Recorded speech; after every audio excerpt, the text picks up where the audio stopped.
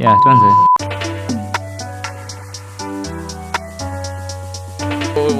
Mali safi huko.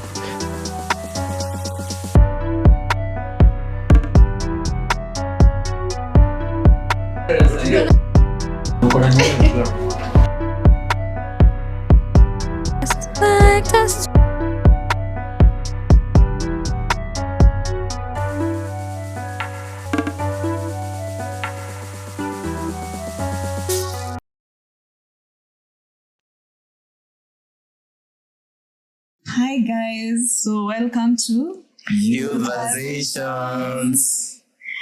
And on today's episode, it being a part 2, and then we watch part 1 of the topic being how was your high school experience? Sindio? Tunataka tujue high schools gani tuta avoid. Kuenda high school ya Kenya. Hapana.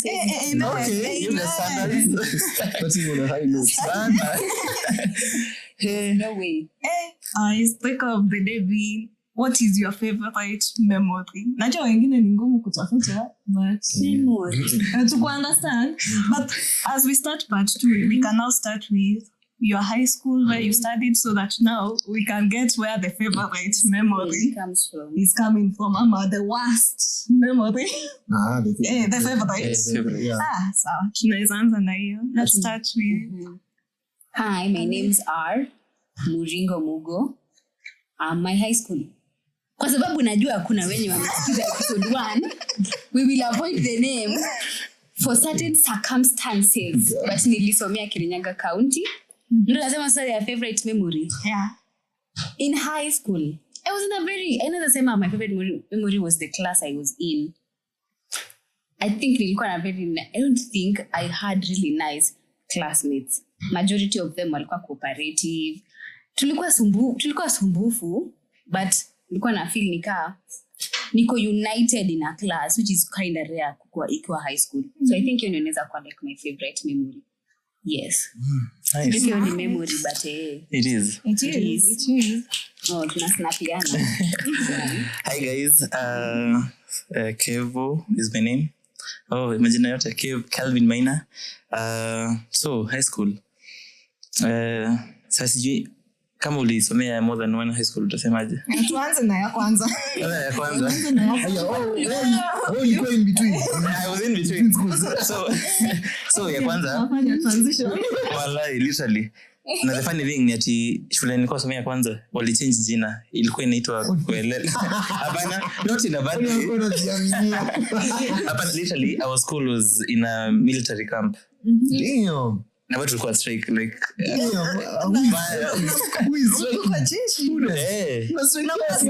okay, one thing about them, as long as ushiki mali yao, they are okay.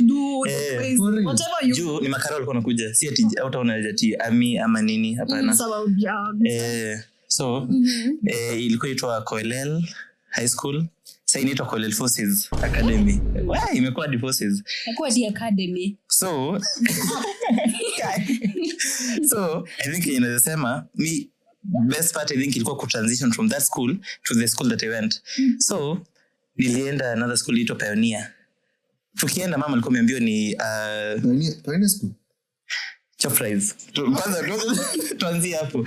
Iko Pioneer school. Ilikuwa ingia tu iko kwa Nyandarua. ilikuwa tu na jina Pioneer. Jo tu. Lakini si Pioneer. Ilikuwa Nyandarua, si ya Murang'a. So nikienda interview tulikuwa tunajua ni boys school. Mama alikuwa ameambiwa ni boys school. Si wacha tufike. Ifike short break. Unaona wasichana? Kwani walimu wanavaa uniform siku hizi. Karibu hadi useme utapass interview. Ndio sasa. Nilisema ama nilipass interview. The objective was usually ilikuwa like interior sana. So already ilikuwa red flag. Nilikuwa nasema it's crazy. So but umetoka boys school, do you know, okay, there's a feeling ukitoka boys school when the mixed school, jamani, sijui niseme aje lakini Finally. Jehova amenikumbuka. So I think that was my, so nimetry kuiweka hivyo ndio ni capture both sides ya nisilayas na side moja ya shule. So yako experience ni double double trouble ama ni yani ni awesome, it was awesome. For the first time nimesikia mtu alikuwa high school akasema awesome. Awesome ni sinakuja kwa shule ya pili. But anyway Nauliza yangu. Nikwambie, most favorite memory in high school was leaving. Mimi sina ulikuwa leader. Mambo mingi. Ati nilikuwa nini? Leader Leader wa nini? I was never a captain. Okay, maybe I was the choir master kwa nini ya Kadho. Very funny enough, mimi nilikuwa kwa master nini ya Kadho. Lakini ni Anglican. Ndio sio ambio secret. Hadi patron anajua kama ni Kadho. Ushawaambia. Leo wanajuanga. Nini za doza guy. Sasa nikwambie, unaona siku ya unashangaa mnasema ni like mimi siku ya nilikuwa nafanya fake. I was doing my last paper was supposed to be geo paper 2. Nikwambia paper nilikuwa naidunga namba 15. Si unamjua nilikuwa mnaambianga sijui 10 minutes ama 15 minutes kibaki. Niliambiwa hiyo, hata sijui nilikuwa wapi. Mtu aliniwa akili yangu ilishajua chapter ya high school nimekafunga. Akili yangu ishakuwa bomba.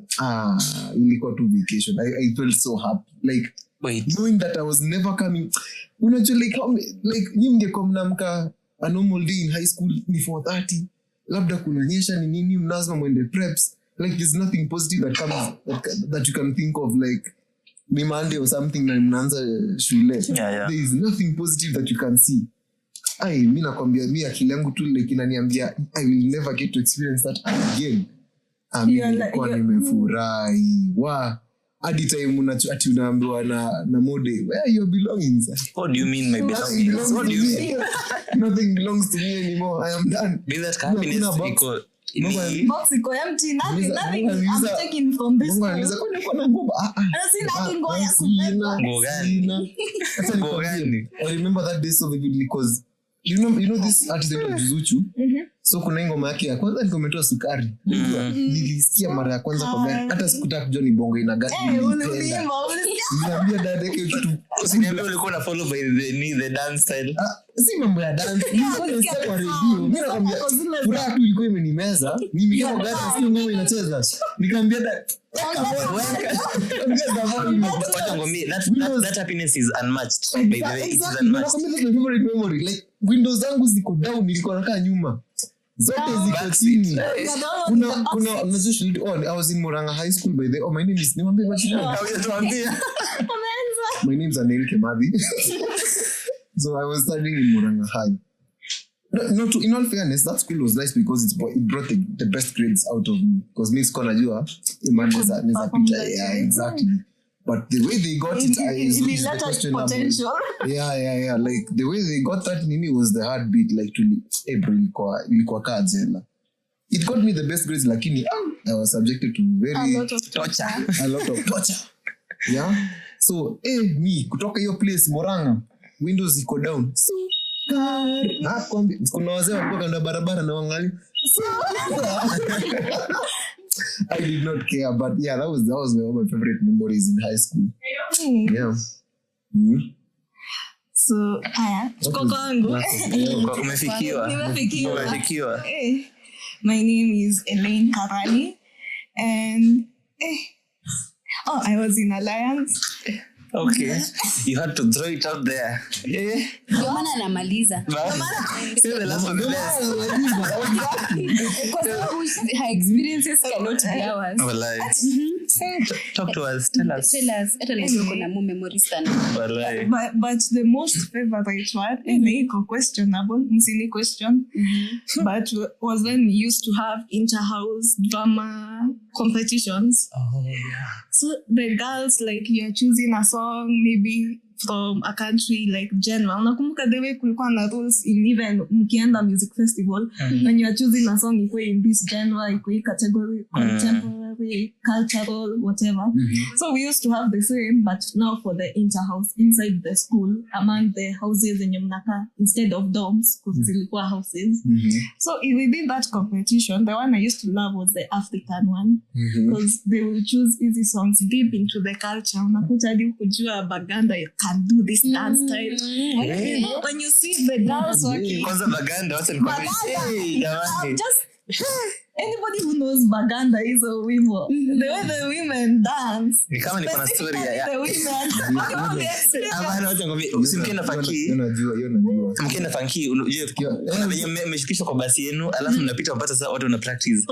And you're like Hizo kwa zile za okay. Amambiwa like literally ni mnafaa kuwa mkiwa stage lakini wapi? Mnaweza sikia hata wapi? Unaweza pata uko music fest. Mashule zingine zinafanya practice ya hiyo ni kwaya ni nini? Unaona vijana wengi wanaenda side plan. Na practice gani? Baganda. Oh yeah, I get it. Now me, what I used to notice, like saa kama ni music festival, na mna feel hivyo. Imagine that used to be like kuna curtailment. Now, okay, now when it's an in-house, like it's within the school, it's girls. The most males are the male teachers. So hakuna hiyo limitation. I know. Oh, so the girls can do what they want. Can move. Okay. See, kama like mnaenda into like kuna curtailment because kuna boys schools, kuna judges and all that. Yeah. But not because the competition is inter-house. Even the prizes will just be within the school. Ndio na kubamba. Did you participate in them like kubamba? Yeah. Direct question.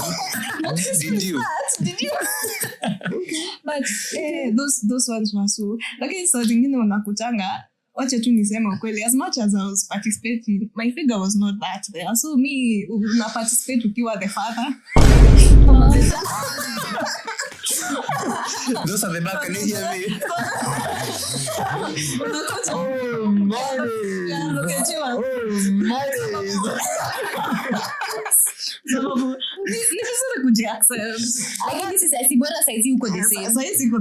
Me, I'm a proud member of second puberty, but during that time, I was straight. So unaenda una apply for that role hadi kwa hiyo audition process anashanga. Are you sure you want to? Are you sure? What will you do? This one can be the father to this one. Tasimama hapo. Tasimama kando yake. Akibinuka wewe tu simama hapo. When the husband ama when the child. Unaeka hadi the child is better. The child unaambiwa ukae tu hapo chini act like the child. Ndio ulikuwa the male figure squad. Ingekuwa kwa movie ungekuwa na utokupita. Hapana, sisi she's so cute. Talking about it right now. That's when we throw it out there. Say me Producers wao. check you. Unakiona haya piteni sasa hii. Sasa kutembea. No is your chance to shine. Wallahi. Alafu naambia mamako, mama unajua pale, hebu ni watch. Ni huyo mimi nimepita. Alafu unaambiwa cheki bado producer akwambia hujapita vizuri rudi. Utangu afa kupitaje? Kwanza umenikumbuka there was this role. It was so short but it used to make me happy because unaweza kuta in that like kid drama script or anything. Hauna any role. Naona the way kuna kuanga na cartoon razor such and such. And then they want to imitate sunshine and sunset. So naambiwa vaa t-shirt ya Ellen. Kianza wewe ni sunshine. Kimbia. Na hiyo kukimbia utakimbia when you are happy. Kimbia ruka hivyo. Sunset. Represent the sunset. Crazy. Basi memory yako ni fun. As much as they were not ukiangalia to my benefit, I enjoyed them. But you know, ukiwa high school ni kama mtoto. Okay, inaenda kipanda. So kitu inaanza kubamba. Kwanza nini inaenda kipanda? Sikia, I'm getting there. Ni kama high school inaenda kipanda. As in, from ukiwa mtoto, unasikia yani mtu hii kumfurahisha ni something small. Kama sweetie. So ukiwa high school, yes, kalevo kamepanda lakini kitu inakubamba ni kitu kidogo sana. So ukikuja outside here unafikiria ni kitu ndio kitu kwa nbamba surely. But imagine surely because it is very within very high school uko na hizo curtailment. So kama mimi kitu yenye ilikuwa inanibamba ni tukipewa lollipops. Hakuna lollipop. Lollipop imebaniwa. Ilifika to a point they were there from 1, from 2, from 3 wakaban. So when you are being gifted a lollipop, a sweet, nyinyi mlikuwa mnaenda juu. Sisi ilikuwa kangumu ama mandazi. by the way, what's the last episode? Walikuwa na game. Oh, by the way. Alikuwa anapita exam. Hadi students fulani wanapewa Lollipop for me nimenyimwa. Wanakunyima. Njana nyimwa. But yeah, for the last episode, you just know. Mbona I believe Kauja watched the last episode una miss out. lollipops. But at least from today's preaching from Veggie, forgive. Forgive, Don't forget the lesson. But but forgive. kwa sasa kwani hapo kuna lesson. Hakuna lesson. Mzanyimwa. Sasa ina That's the lesson. The lesson is nimezanyimwa. usijeke kwa any category. Yani si kila kitu inaweza go your way. Inafaa tu hivyo. So yeah. Okay. Haya, on to the second question. Tunataka kujua what was your social life, because apart from books, najua high school hadi wewe sasa utakuwa pale pabaya, umesema Nini? Lakini si alikuwa but anyway, Sema. how was your social life in school in terms of ulienjoy aje, ama kuna kitu yenye mlikuwa mnafanya mnafeel enyewe inakufanya hadi usahau the beatings, inakufanya usahau, ama wewe mwenyewe ulikuwa una enjoy hizo things. Okay. what was your social Tunaanza na life? mimi. Na nimeshangaa eye contact. Okay, high school. Social life. I wouldn't say I had a social life per se, in a sense that I would count zile funky nimeenda. Unaona Yeah. nini? Ninaweza count, mimi naweza squad Kidogo. ni kidogo cause as I said, nilikuwa bedhe kama mimi hata bedhe ni evidence I'm still tiny up to now. So hakuna baganda. Hakuna baganda. There's no baganda for No me. baganda for me. Alafu there's this Kikuyu dances. I think because itwa Ndumo or something like that. I also good in dance that. And then kulikuwa na hizi za Wamasai. Me, I cannot jump that high. So there was no this Music. out. Okay. Shule yetu iko ina participate in drama festivals. So the only thing I did was like poetry and whatnot. Na I think hata hatukuwa tunaendanga mbali. Damn. Our school didn't go far in terms of those two poets and poetry and whatnot. Walikuwa na sasa succeed hizo ma music. Alafu sasa sports. Guys, kukimbia kitu shule iko na baridi, alafu mwalimu ananiambia niamke asubuhi kukimbia ati. What do you do like as your hobby for fun? Saizi now. Or even like in high school? In high school for fun. Una feeling ungeza participate in something? Hey, mtu anaweza sema pia counseling ilikuwa fun. Like I didn't have a What is hobby. your ask? Labda anaenjoy Yeah, it was like fun listening to.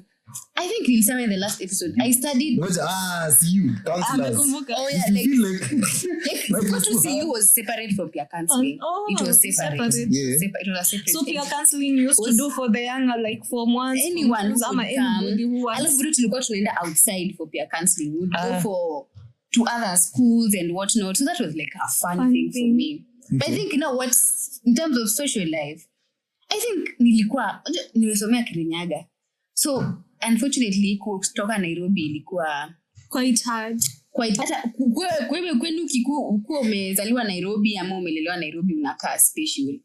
Obvious. I know. Like unakaa nikaa hakuna difference. You are Difference the ya chini na accent. Oh. Kuza walikuwa na ma accent. Hiyo ni ya Kirinyaga very strong. nakwambia ulikuwa unakaa hivi. Mrome, calm down guys. Alafu tunafunzwa na walimu wanatuongelesha hadi Kirinyaga. And assume you are Mimi part nilijua of the Kikuyu High School.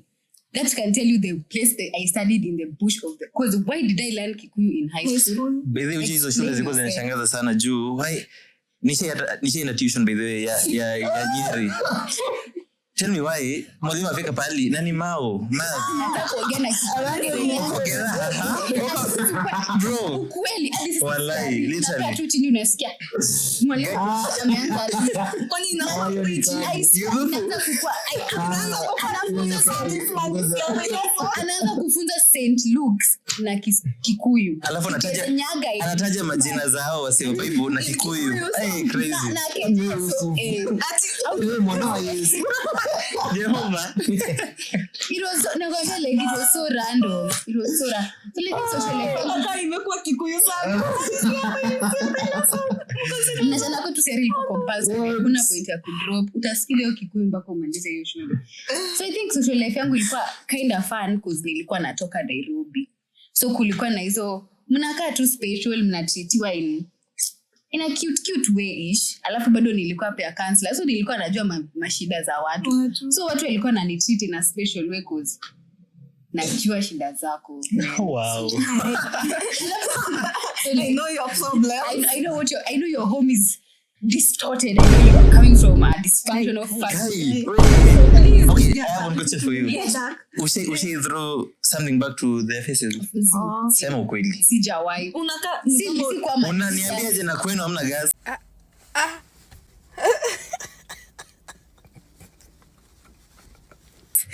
Why? Sikuwa malicious in that sense. Kwani unafungaga mlango na msumari? Mnataka our listeners from Hapana. kuna msema kutoka Murang'a kwa putu like ni kweli anaka. Mimi ni Kevin. Mimi sikuwa malicious. I'm not malicious. I'm not malicious, guys. So Sikuwa na use it against them, but walikuwa wanajua.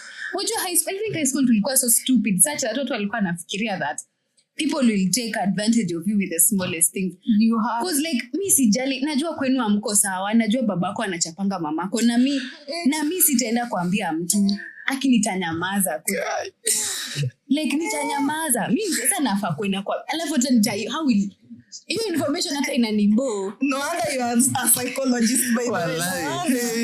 Like I know like sijui watu walikuwa nafikiri sasa juu unajua hizo story unafaa kunipea sasa lollipop mkipewa huko kwa staff room because kuna wasichana walikuwa like very close with teachers, male teachers and what not, so wanapewa extra food wananiletea vitu hizo ndio ni sisemi stories zao unaona.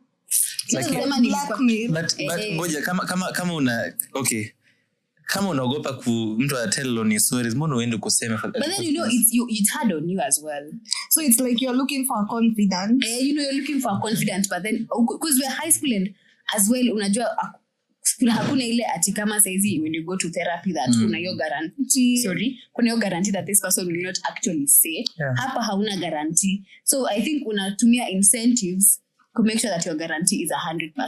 Unaona, so as much as I'm telling you this, I'll give you food. I'll give you like nyama and sometimes if kama watu wa special wanakupea like rice yao na potatoes anakupea siri alafu akwambia agoma I knew ni nini kimasi unakaa tuko in shock bro. Why are you shocked? You're unhinged. No, I know but okay what is your part? Oh my god, what but ni sawa. What is unhinged, guys? What have I said that mamake si watu wanachapangwa kwa ndoa again sasa Imebadilika. Alisema ni kitu inafaa kuwa accepted but tunajua it does happen nilikuwa nafikiria hiyo si kitu ya kusensa ni tunasema tu no offense out there to weka unataka bibi yako una affect watoto wako wanakuja kuambia watoto wengine shule, but that's a sign that now since we all know we should be better parents. Be better parents and if you can't be a better parent don't have a child. It's not a must. It's not a must, by the way. Some of us can procreate on your behalf. Wow. Me, like so other people will procreate on your behalf. Like you don't have to get children. People procreate them on like people can get since makes other people will get 11 kids so you don't have to get yours. Kuna mmasemu yako na bibi watatu. Iko sawa zabe. Iko Nahitaji kasavia. Yeah, endelea. What was the question? What was the question? My social life. How social life ilikuwa target one watu wote I'm like what? The diversion. So my social life made think I was social kwanza kwa shule ya pili. First of all shule ya kwanza hapana don't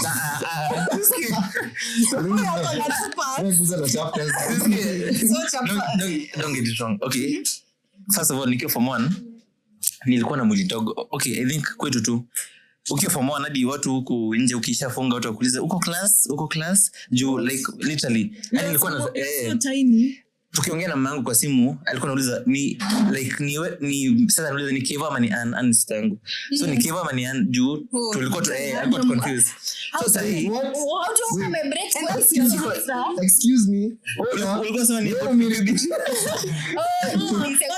secondary puberty years. exactly. I had wallahi nil experience juu literally. Yako ilikuwa super no. So hi guys, I'm in form 1. My name is Kelvin. We were like, hey, Huyu ni boy ama ni kijana? are you male or female?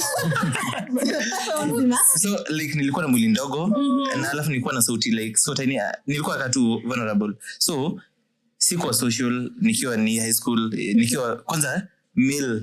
Okay, form 1 kwanza kwa LL, that school tulikuwa tuweka form 1 kando. Hiyo place ilikuwa inaitwa zoo.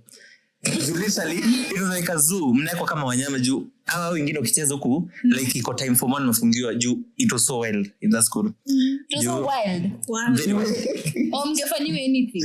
And I mean anything. And you know The name is Zoo. Ilikuwa na mesh wire. What? wanaweza fanyiwa anything and Guy, it means anything. do you know, okay, kama before You were victim. I am not a victim. Ni bahati because there was that zoo juu I think He was still a zoo. as in zoo. Okay, so it's okay. Your place will go to zoo. Place for months will go to zoo. Ukitoka from like ukuja from 2, 3 and 4 ukoingia kwetu Dubai juu literally okay that was it To Dubai. juu huko ni free life okay lifestyle Ulika shule mpaka form. Ni vizuri mpaka shule cause hadi form 3 you know you call from 1 as well from 3 4. it was crazy. Let me tell you, okay, before I joined kulikuwa na initiation kutoka form 1 hadi form 2 mkitoka zoo mkuje Dubai so mlikuwa mnachapa na tu stick tudogo. You know there was an instance mtu form 1 guy alichapwa akadidi. In this I'm telling you it was watu wengi okay sitaki kuichomea okay a lot of things happened okay wali change jina so I think they changed everything so okay a lot of things were happening back then so unachiki me being niko na mwili ndogo nini so sikuwa social so nakaa tu na jini so you get the transition from nimetoka kwa wanaume sasa nimeenda miss school at least una relate na these other people. It was mind blowing so ulifurahi ukienda the other school though hata nikiwa hii shule tu ya kwanza it was good juu after nimefika form 2 unajua kuna venye tu ukiwa social utapata tu socialize na watu so ulikuwa pata funky inaenda like see you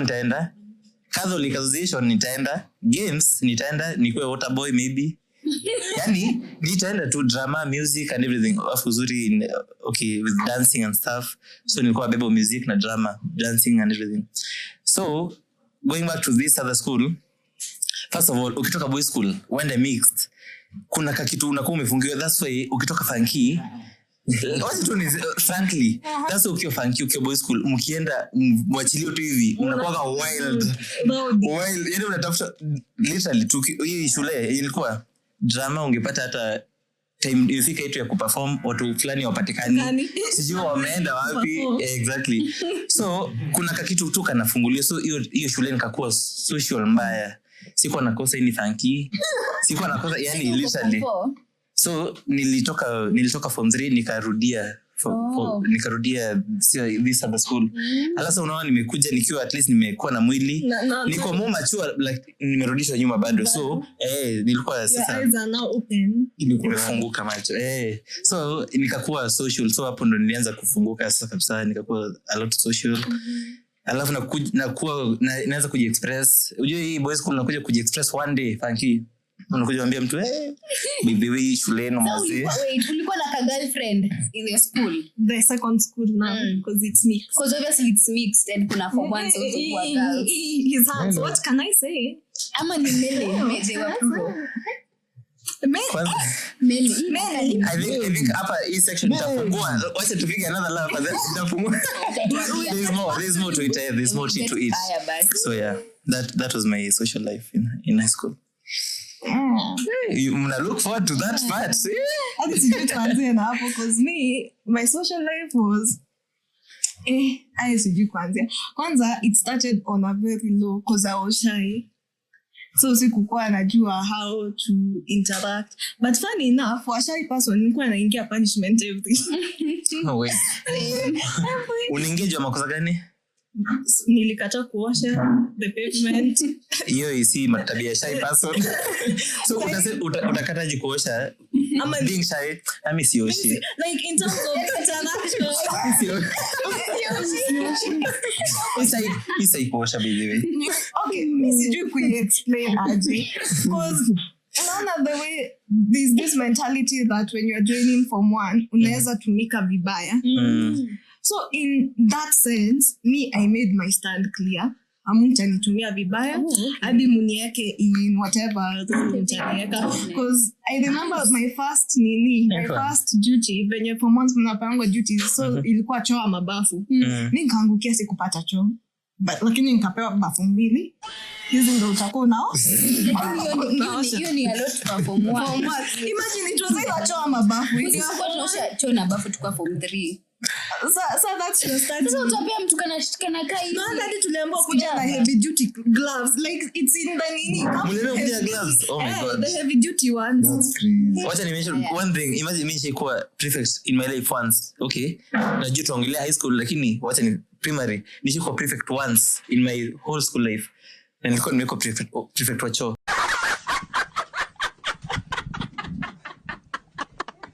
Imagine. Kwani primary kulikuwa na prefect wa choo? Hiyo shule nilikuwa boarding. Ulikuwa unazuia watu wasiende choo. Sasa ile si time ya choo. Kwanza cheki, asivyo sisikie. Sikia. Kwanza sisikie. Just listen. Imagine. Ngoja, you need choo gani ya pili ama kwanza? That was primary. That's when step back kidogo. Bro. Kwa primary na Wow. ilikuwa bado a mixed school.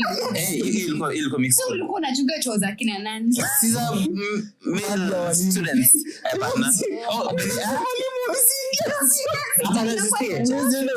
Ukipewa role ya kukuwa prefect za choo za walimu, wewe ni top shotter. What?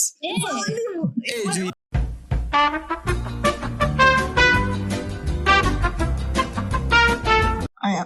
Welcome back. Short break kidogo, but welcome back. So, choya walimu. Where? So Things are very weird privileges. I know, by the like unaona kama hiyo. Okay, that's where my point was. Vitu ndogo. Unaona kama hiyo kuambia tu mtu usiingie kama choo ijakauka. Unasikia Ruto, unasikia Unakaza kwanza tai, una feel kama prefect. Sasa unatoshana hivi. Baby nilikuwa mdogo sana. So baby that was the only thing. Kwanza kutoa mtu uje ulikuwa unatoa watu mid whatever. Hata kama uko class ndio hujaosha choo. Ngoja. Unajua mimi akili yangu inaniambia nini like hapana.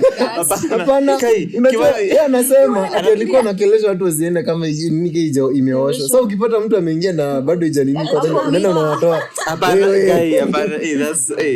That's bad. Okay, the only thing I can do uingie ukanyage na imechafuka. So ukimaliza whatever you're doing unakuja unaiosha sasa.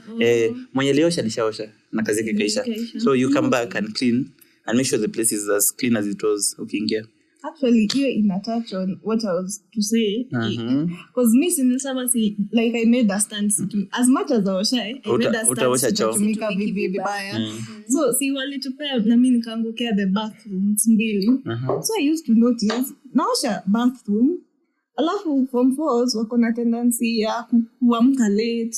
Hata time sikuwa naelewa like kuna hiyo pressure and all. So nilikuwa zile kama unaamka late, you walk the day before, hakuna haja kutumia bafu yangu because mimi nishaosha, nimeacha hadi iko clean. Bafu ya nani? Yangu. So I'm like mimi nimeosha nimeacha iko clean. Lakini sasa nitarudishwa multiple times na the matron and she's so angry. She's like hukuosha hii bafu. But I did.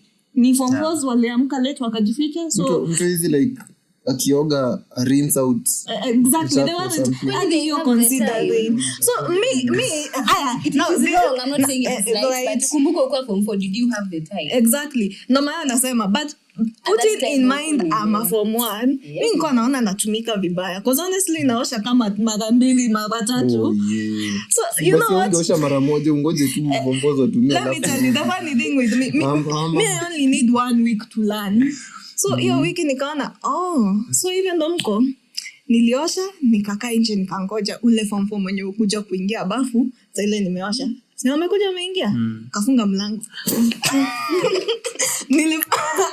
That is I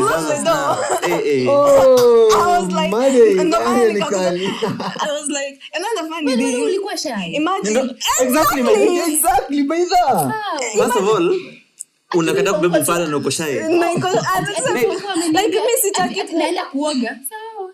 you know from Fozo at our time walikuwa tufanyie nini tukiwa form 1 imagine wacha nikulete imagine that one was a pivot as much as I used to stand for myself it pivoted something that I came to lack throughout my 4 years that other people had you see the high school mother relationships and such since I did that to a form 4 and my mother like your high school mother relationships they took that as a sign huyu si wa kutumika vibaya so like literally they curtailed me from like ni kama sasa you are not ni kama the way tulikuwa tunachukua dote sasa ni kama nimekuwa unlinked you're the 1% and Stacy can relate to this ngoja kwanza kiasi tu acha ni get your input see like kulikuwa na hizo relationships za when dote from 1 and then you have your mom and then you have your grandmother see they use like ukiangukia a nice like daughter sorry oh my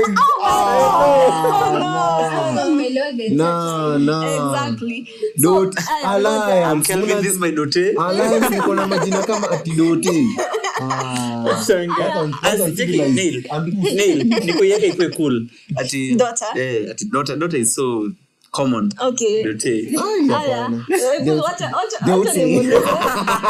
ndo asikike see those relationships used to matter like ukipata in a good family so you can imagine like zilikuwa zinaitwa families to some sort of point so like if you were to be excommunicated ama like ukwe secluded for some either stupid mistake you would feel it so that's my point so mimi si nimefungia form 4 bafu sababu wanashinda wakitumia bafu zenye naosha since then my relationship with sijui whoever was assigned to be my high school mother ikaisha so just an open take ukasasa kwa dote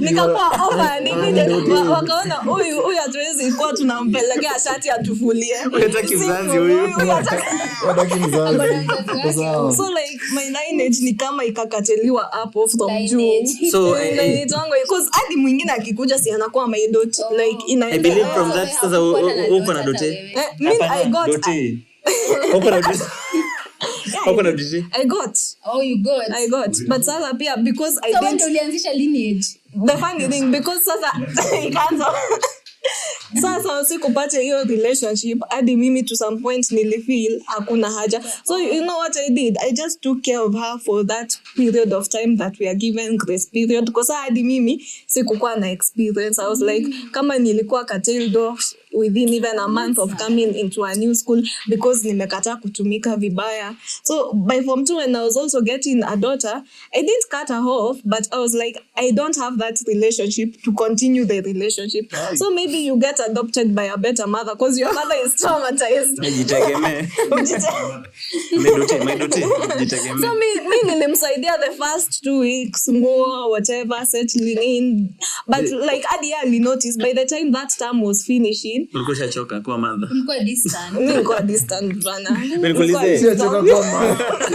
nikuulize okay what was the main role ya kuwa na mother ama school mother what ukisikia mtu anataka kuwa father uko like What are you fathering? Pepe Julie Onzima. Are you gay? In our school this month our wenye kwetu tuko tunaassigniwa mothers but ukifika ulikuwa unapewa mtu kwa hiyo domi yenu To take care of you, like in 2 weeks too. Okay, I don't think si tulikuwa tunaipea majina. But Si you had tulikuwa guidance. tu tunaambia tu familia yao ama mzazi wao tutamchunga ndio tupe chakula. Lakini But it wasn't even like assigned because sisi kwa school kulikuwa specifically unapata admission number unajua huyo ndo unafaa naelewa swali kuendea. yako Muringo. Unaona hitu ilikuwa aje? Una sikukaa kuna visiting? Ama amekuja mara ya kwanza shule na hiyo staff. Sasa sisi kama wenye tunajipea tu shughuli tusikue daru, tunaenda unaona sasa kama wazee wako kama mtu yeye amekuja shule yake mara ya kwanza ama wazee wako na yeye like ni visiting wamekuja, tunakuja kwa wazazi, si kwa mtoto. Ama tunaambia unajua mtu yeye anatuogopa Of course. like already, si ndio? Hao ni So, hungry tiger. tunaambia boys wewe tunaye sawa. Wait. Unaona kwa With that tone unajua mimi mambo mingi wewe ukiambia mzee unataka timu kusaidia unaniita sawa. Uje zikata juu. Bari yako madam. This is the first person we meet na shabu meet with aggression. Si unaongea nao vizuri ambia huyu ndo mwana wetu hapa na mweshanga huku ndio nini asipotee. Sitakubali ateseke wiki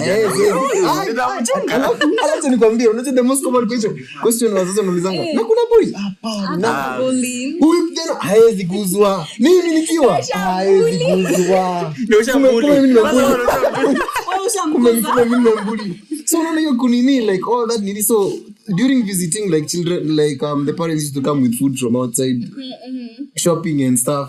So unapata there are some other kids unapata unaona wameleta chakula mingi like more than what they had planned for. Wanasema unaweza ita ule kijana kuja kaina. That was the goal. Hata unaizi mambo hivi. Intentionally choose a kid who looked like acha nikwambie haya acha nikwambie kuna criteria ulikuwa unafaa kujaza. Haya, 1, either you came from a well-off family or 2, you had a hot sister. Mbona unataja the right points? Weirdly, These guys know. These guys know what I'm talking about. Either you had a hot sister, either you had a hot sister or hot mom. We do not care. Acha nisidanganye. It doesn't matter. Acha nikwambie ukweli, we did not care. But Wacha ngombe. that I'm was a hot Bora kuna mtu hot kwenu. family. Too hot. wewe bora mnakaa tu Mimi poa. unakaa high school ya kwanza. Like auntie yangu alikuwa anafunza the same school. Na apparently watu walikuwa sema ni mrembo, hujui ni auntie yangu. So sisi ati si mrembo. She's beautiful. Wacha ngombe. No, Kevo. Okay, I understand. Ni Acha nikwambie. kama kwenye unawezaona sisi yako. Yes, Exactly. watu wanasema ni mrembo but you can't see her like that. Because you view like that. So the same thing. Unashangaa. Ati you're beautiful urongo. Ai. Stop lying. So unacheki, so that aunt of mine una watu walikuwa like alafu alikuwa na like daughter huyu cousin yangu alikuwa like sister school ya that school of ours. Inakuwa ni wote mlisomea tuko kwa village. Sister school yetu ilikuwa mbali. Si ni ile tu mnasomea Nakuru lakini sister school yetu iko Nairobi juu mnatamani tu mnasema tu well tukipatana na hawa nationals dead. So that was it. Unacheki sasa so watu walikuwa kuja niambie kai Kibu auntie yako hata sasa kusema what they were saying. But auntie yako censored. Naomba shwali sasa una lyrics kuniambia shwali. Wewe ni auntie wangu. Nilikwambia kuna classmate wangu fulani alikuwa anaitwa Jude. Jude had 2 hot sisters. Sawa. Double trouble. Acha nikwambie what used to go down. So now ni classmate wetu sasa said tunategemea tea shopping ati nini tuende kujipendekeza kwa wazazi wao or something. Na sisters wake walikuwa kubwa like around 20 something. Then your 20s. That is either in their 20s. Way beyond your Acha nikwambie tunawakatia kama sisi ma classmates lakini hadi walimu Hadi walimu. walimu hata wangejiweza. Mwalimu mmoja fulani wa physics anaitwa Mugo. akaona My kuna best pata potential. Mugo where you are. My bad. Sasa una vile nini clinics zilikuanga mnakuja mnakaa chini unasesiwa like masubject And the parents zako are even there wako to hapo see wako hapo strong points. Mugo alikuwa Meru kijana nini alikaa for like 5 minutes unaweza ondoka. Wow. Surely. Habari yako He's not interested Shooting shots. walimu hadi anaanza na academics zako. Your academics are great, but how to your sister? Mweza pia aliondolewa. Unajua si tungekaa hapo tuna examine for like 20 minutes 30 yeye hata kukaa sana aliambiwa you can do better. Time we can't waste it on you. Kwanza ilikuanga hivi walimu walikuwa kama I think 4 per class ndio so like inaweza kwa physics au Kiswahili wa nini na class teacher pia so depending na mwenye ako free ndio mzazi ataenda hapo tu si ndio Mugo aliona amalizana na student wake hapa sahi And the next one naona sisi wajua anasema kujeni hapo Mugo and your family. I am free.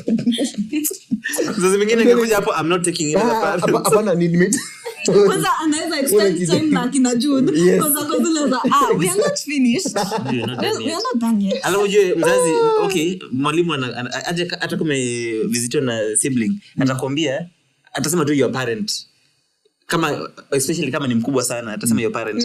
So anakuambia can you go say I want to speak to your parent. So if that moment to say Jude like the parents were not there angekuwa I want to speak to your sister. Sisters like wazazi ilikuwa mzazi mmoja and the 2 sisters I think so at that time ilikuwa kama wale hadi wakaongezea kiti. It was crazy. But it's funny how walimu walikuwa na act some type of way but wanadhani you notice and you can see but you can clearly notice. Of course we could see what Niko tu walimu wajapenda sherehe shule like literally watu huyu anakuja Monday ako na makeup classes kama zote haya hapo hataki mara anakuja na wape assignment hataki kuongea sana unajua hiyo kichwa usikii vizuri. Kwanza tusidivert sana wewe ujaongea about your social life nimekumbuka wacha Muringo ajibu alikuwa anataka kusema mwalimu alikuwa wale walimwanaenda sherehe anakuja alimaliza syllabus mimi niko sure kumaliza syllabus lakini alimaliza syllabus ya form 4 mpaka form 1 mpaka form 4 kwa form 2. So alikuwa anakujanga aseme moto ipo sherehe na funny enough tulikuwa tunapita because I think he was attractive to girls. No, to me he wasn't because he was bald. Kwani ulikuwa na no mimi niko na swali unajua umesema he was bald alikuwa ile bald ya bien ama ile bald ile bald ya mwana bald man kipara bila pesa kidogo unajua kuna wengine kipara yao hadi haina pesa yeye alikuwa na do mzee alikuwa na pesa alikuwa anauza magari like he had money he was nani mwalimu I know like alikuwa mimi sijui alikuwa anafunza kwa nini but alikuwa kuna watu kama hao kuna anafunza history. How is history a subject you have to think about? Unakuja kwa natuambia Cold War, read about it. Vasco da Gama, read about it. And then the next topic ilikuwa nini? World War II. Started in 1939 to 1945. Swali zenye utaulizwa hapa anatuandikia maswali.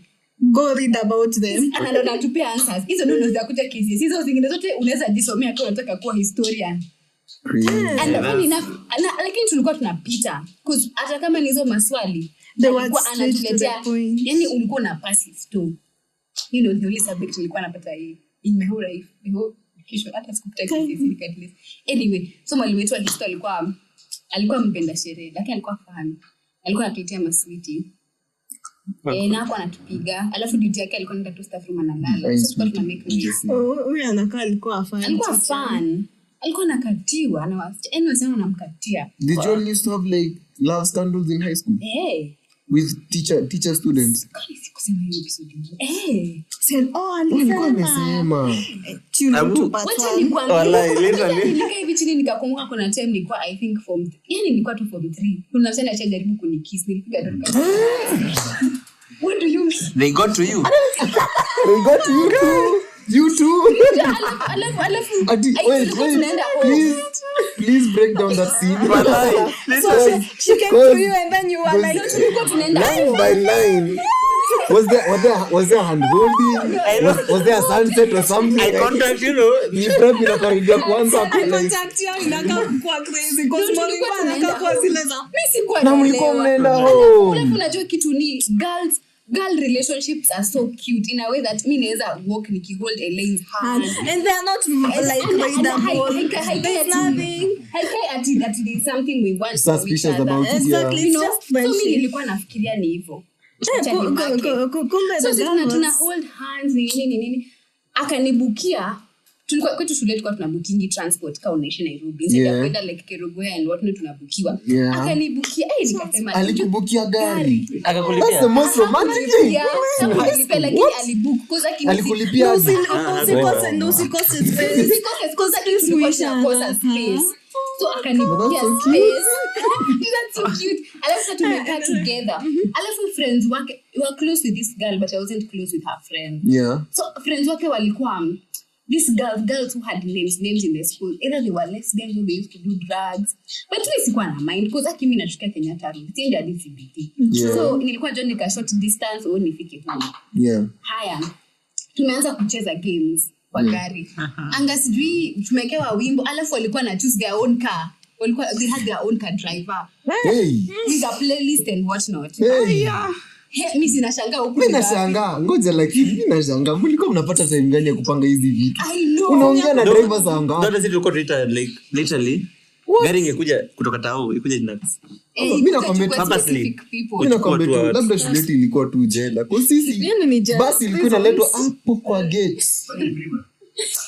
Prison. You don't want to know. These are early. Bas inaletwa hapo kwa gate. Hakuna enda kupangana huko nje. Yaani unapata ni unachukua.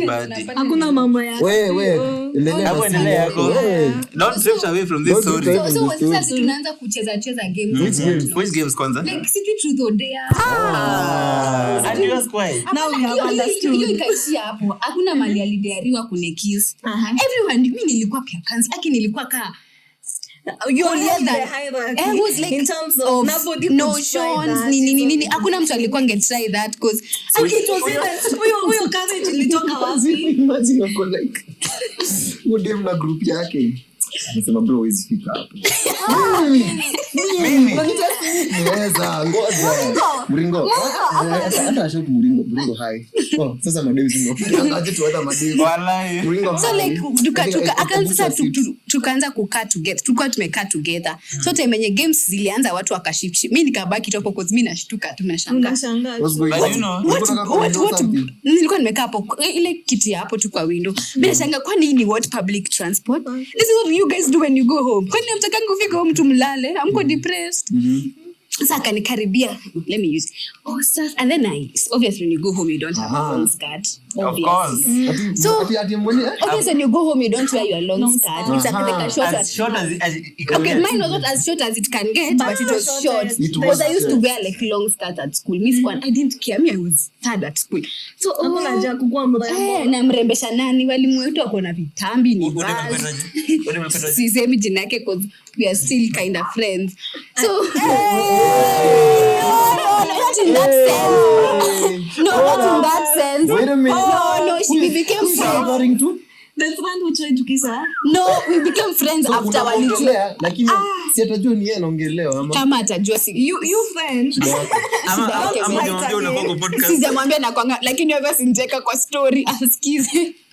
So obvious ndio tufike kwa kuconclude ajaribu tena asishida yake nijaribie akigai it is okay sorry very public I like men continue. Anyway yes kaanza kunishikashika hi nini nashangaa mimi nashangaa hii ni mambo gani nashangaa why are you touching my thighs so akanishika sasa hivi akalafu akaanza kunikaribia nikamwangalia mi nafikiria probably anataka kuniambia kitu I was so stupid. At this point, you're so innocent. I'm so You were so innocent. If it was a man ningeelewa lakini tagala alafu we are friends tulikuwa the same class. This is just the thing is we do like the thing is like Kombe kikulacho kingoni mwako. acha nikwambie aligeuka hivi nikamwona aligeuka hivi nikamwona kwa mdomo yangu nilipiga nduru tulisimamisha gari. Cause what do you Goja. How close? like she was this close. I wish I was like she was here like she was here Like the mic. like the mic she was Like the mic. her face was on my mouth and then remember at this point I hadn't even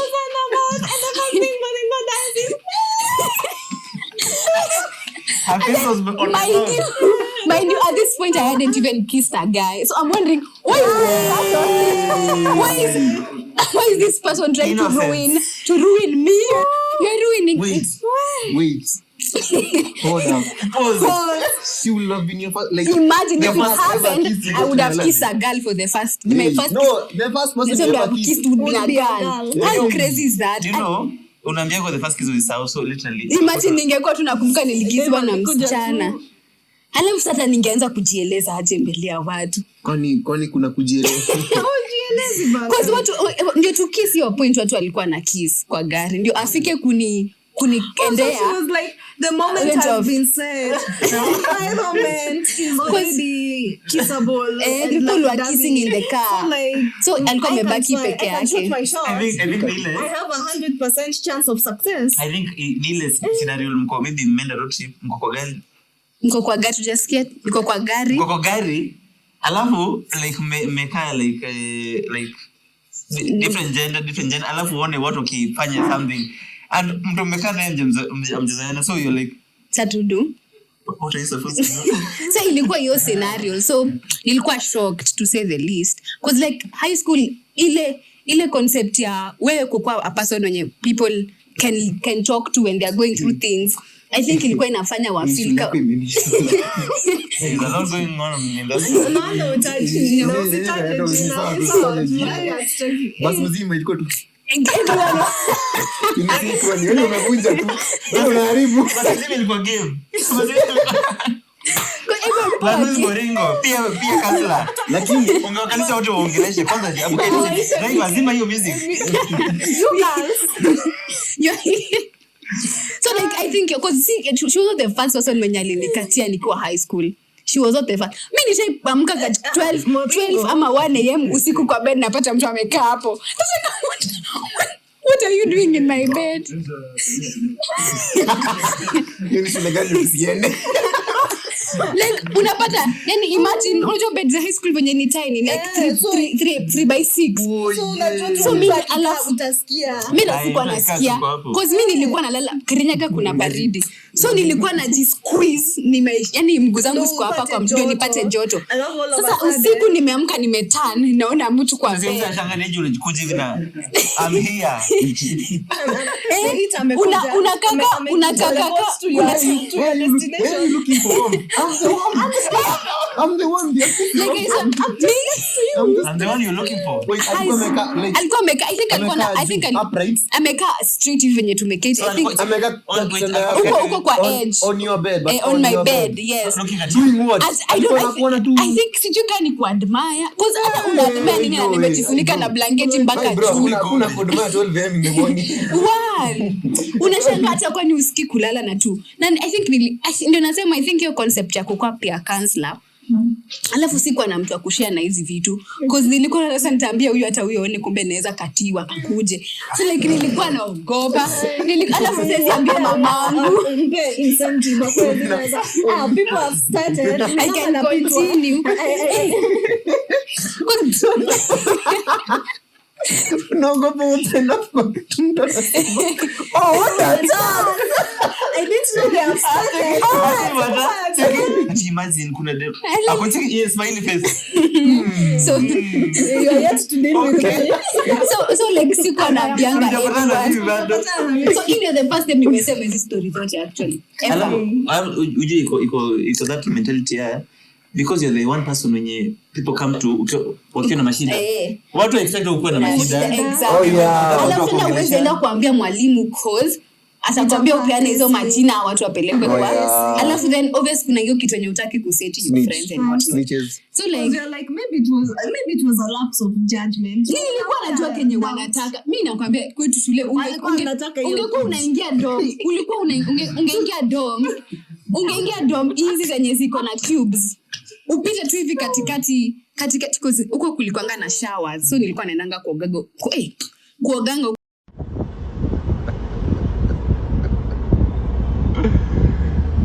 juu kuna showers and what not. So maji baridi ilikuwa inatoka vizuri. So nikipita hivyo kitu 4 nasikia people are money. What do you mean? Kwa siku za kufunga shule. Closing day, like tunaenda home kesho. Hii usiku watu hawalali. I swear watu hawalali. Mimi nashangaa.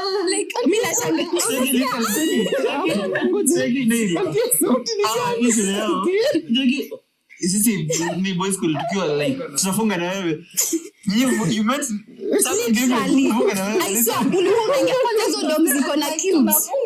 Kuna contact when tufunga na wewe. Hiyo siku ya kufunga unajua how watu unaona for a month our couples. So like they are taking their time. So hiyo ni kucompensate. Siko na wewe. Ataka ni compensation. Acha nikwambie tulikuwa tunaendanga hiyo siku ya kufunga tulikuwa tunatoka hakukuwa na classes. So from 4 to around the following day you had your time. So these people would start their activities. Their preparation from 4. Unapata kaza kama wewe. So ukipata kama venye tuko hii sema si ndio tuna date. Wanaenda sasa kwa field wana go for a walk. Ile tu kama ni date na wanakula supper together. Alafu hiyo siku tunakulanga like nice food pork. Tunakulanga pork na tukifunga shule pork cabbage na ugali. Siku anakugawia wanaenda together wanakula kwa field. Hiyo siku ya kufunga like si pre-game. Nikakupea poki yangu kwanza unipe. Ni pre-game. Walikuwa na date, everyone in the school knew they were together. Kuna kitu nilikuwa nasema lakini kafili itakuwa too wild. So nakwambia tutasensor. So like ilikuwa high school. So nakwambia sidhani kuna venye mnaweza niambia ni summarize my 4 years in episodes. You got me that part sound effect. I swear. Ulikuwa yani unajua ni 3 floors na in every floor kuna hizo noises. DJ Kalonzo. Naitwa na Kimali. So it was kuna kitu na spinia. I killer floor. Unapata kama mimi sina kama mimi sina mtu naambiwa ni shift door niende dom nyingine ndio huyu wenye sasa si mimi naishi na nakaa kama dom Cherangani na pigo exile naambiwa nitoke niende sasa kwa hido mingine ndio mpenzi yako wewe ni kama leo unalala sasa for example in bed na in bed ni kitanda yako na wewe ni natoka na mati zadi hawatafanya kwa kitanda yako wanakuashua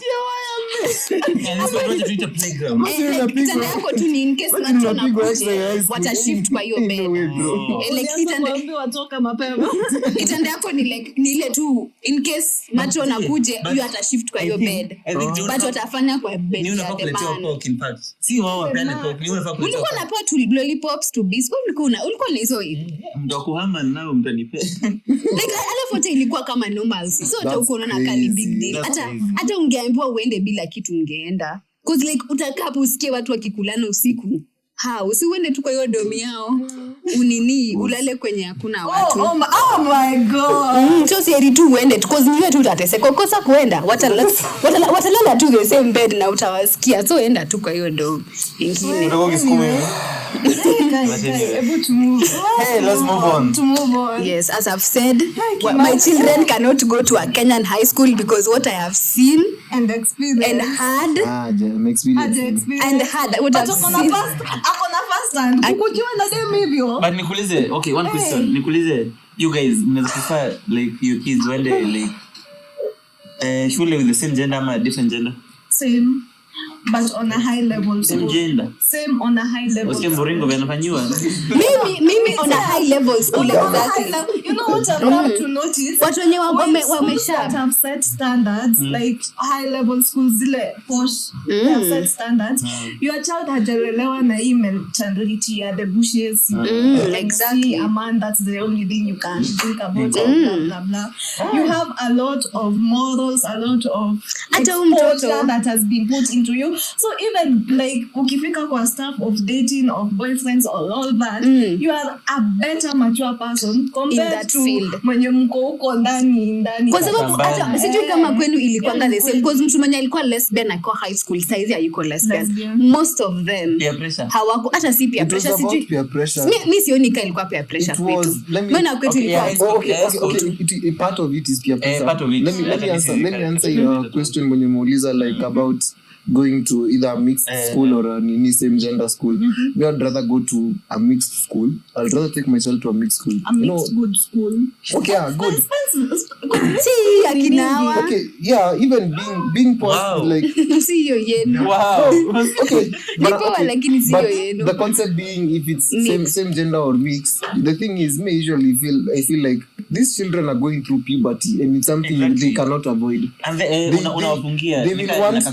will want to explore those feelings and get to like even know them. Juni kitu imetoka from nowhere. You know, it's something new. Like adi mimi, like for someone to be attracted to the opposite gender, that was something ilikuwa aunge expect ati kwa mtu like mimi ngeniambia prima kana udem. You know, siezi nini unasema. You see things like those like ilikuwa inakaa very weird and nini. Now you're in high school or you're at that stage in your puberty years, you start feeling attractiveness to the opposite gender. You're like, unaweza mbia kana say less. Alafu what they are offering the same gender. Unaelewa? So depriving these children of a chance at least to express or learn even about themselves or even experience those type of nini like feelings and whatnot in an area like where there is people like of the opposite gender. It inaweza kuwa I feel it will be unfair. And plus bado kuna kuanga na supervision, so it can never go that far. So why are you curtailing it to the point exactly of... like acha nikwambie ukinyima huyu mtu kitu atatafuta njia ya kuipata. Now even not like how the reason I'm saying some of these things ni peer pressure. Things like lesbianism and gayism, even in high school, like you start experiencing sexual feelings or attractiveness to people, you'll want to express it in one way or another. No. It can be via self-pleasure, it can be now by looking at the opposite or the same gender. Unasema maybe it can work. Now, and the fact that sasa kwa chiles imekuwa very evident, okay, imekuwa bit inakaa normal. It has been said like something like a norm. You feel like you're more obliged to engage in such. So long as at the end of the day you get to satisfy those feelings. No. I feel like that is in a way it's very wrong. Because I used to compare myself with now my brother. Mimi nikiwa Murang'a High School kuna feel ka tumefungiwa such that tunaenda kitu kama funky, unaona mademu unasikia kuchizi. Exactly. Unaona mademu unasikia kuchizi. Unasema kai maybe before basi ipakiwe unataka hadi kushuka. Usha spot. Ushaona tu maskati hivi you're like a raging bull na ngoja tu iachiliwe.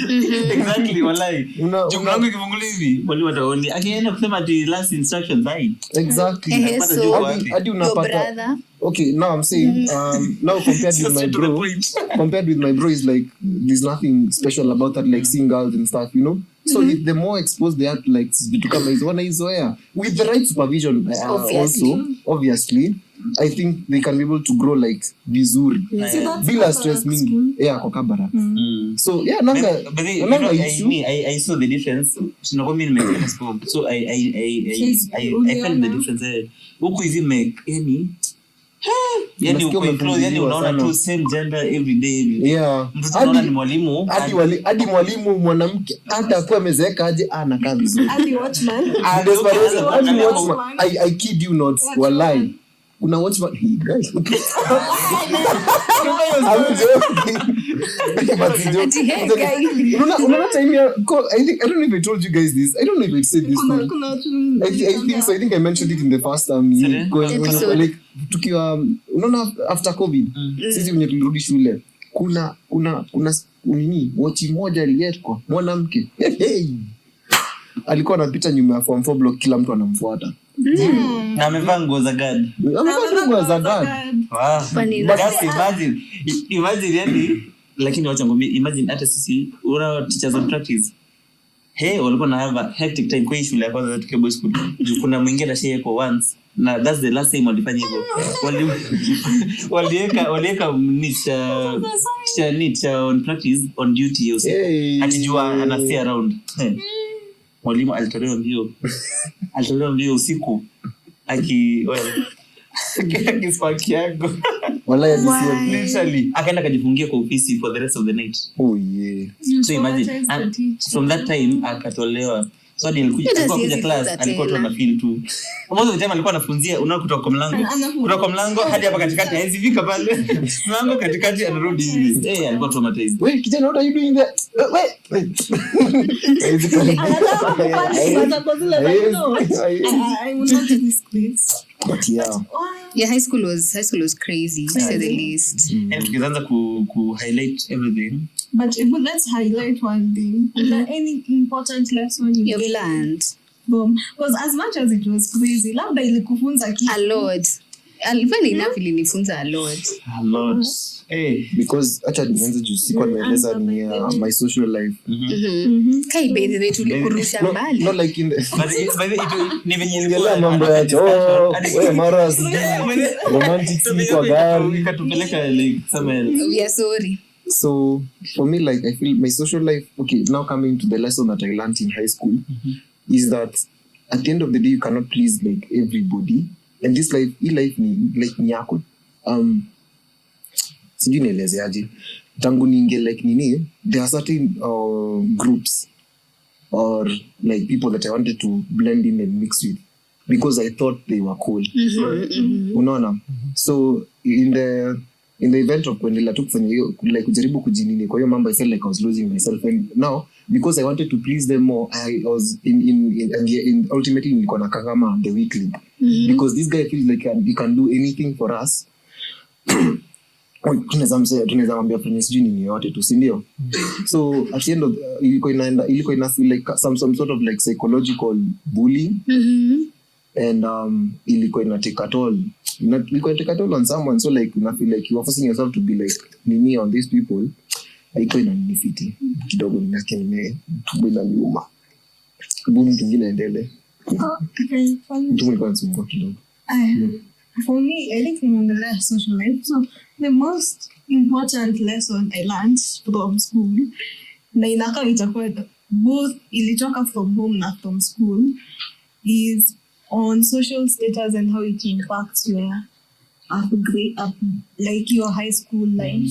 Because one thing I came to realize, mi venye nimelelewa home, sijalelewa kuangalia social class, social status, sijui huyu ako na nini, huyu unaishi aje, bla bla bla.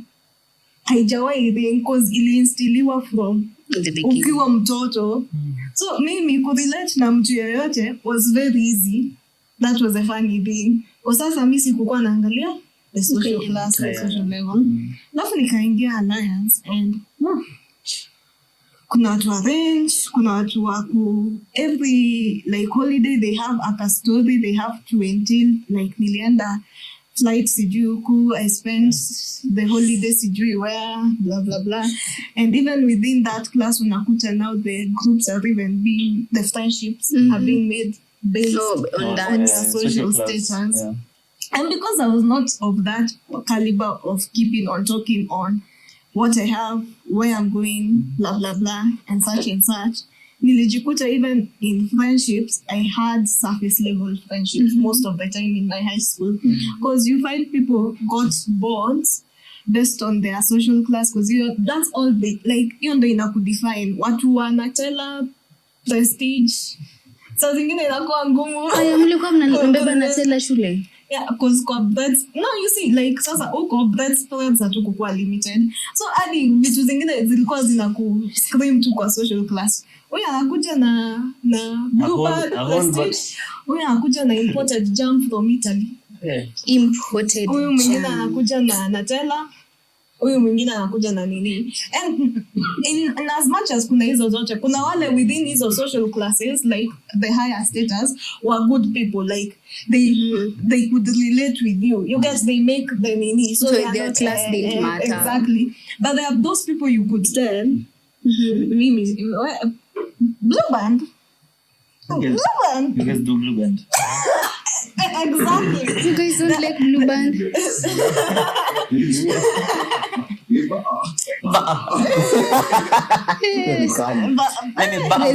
My vanilla. So you could tell kulikuwa na ako ka social. Na ilikuja kuni-impact because nikitoka hiyo shule nilikuwa na friends, but all the surface level friendships zilisha. Down the drain. Zilisha. Nikakuja kurealize by the way mimi kama venye nililelewa hapana. And plus also at that time nikitoka shule, there's a friend I had, because people talk about their schools, their nini, their holidays, their pictures, their boyfriends mwenye alichukua sijui from Alliance ama from Sunshine, ashakuonyesha how we got. You get what I'm saying? Unatumiana sticky notes, wewe upati sticky notes. Zile za shule and blah blah blah. So there was one time tulikuja na yeye tulikuwa tunakuja tuition. Na sawa mimi sikukuwa na iongelelea like to some point nimekwambia.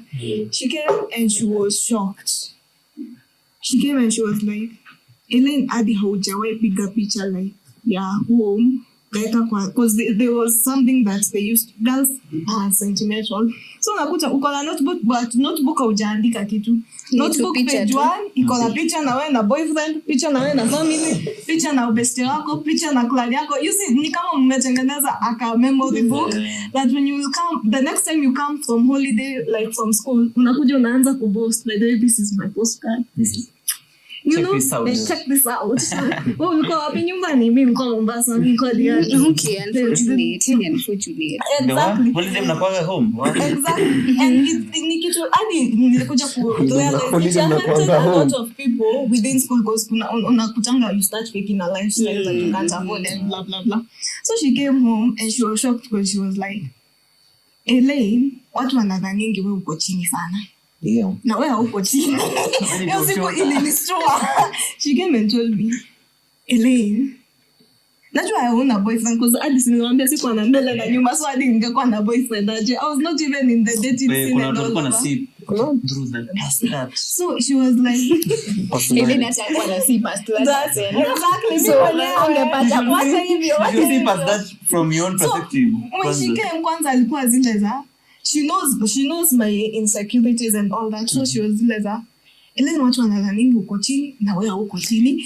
Number 2, ungetumia hadi kupata boyfriend. Ungeanza kupiga picha uonyeshe like your home, your blah blah blah, your dad, mnapelekana wapi? Because she was with me for holiday 2 weeks and she came to realize wengine wakifake lifestyle, mimi si fake. Mimi tu naishi venye wazazi waliniambia ishi maisha.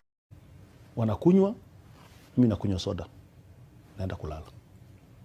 Wako na madem, mimi siko na dem. You get what I'm saying? So hadi siangali. So hiyo siku nilifunguka macho. I remember the first thing nilifanya, nilipiga post nje ya home. Watu wajue I am from somewhere. I'm from somewhere. What do you mean? Like, people think you're down Elaine. Yeah. You're down. But people can think you're down with the name Elaine. Like that, I think your name itself can say a lot. Exactly. No, that's not gaslighting. Think about it. How many people do you know who are called Elaine? I'm a nail. Well, unajua hiyo jina tu inaweza Nini kuwa nini lakini unatoka juu. sisi nasema lakini sasa sababu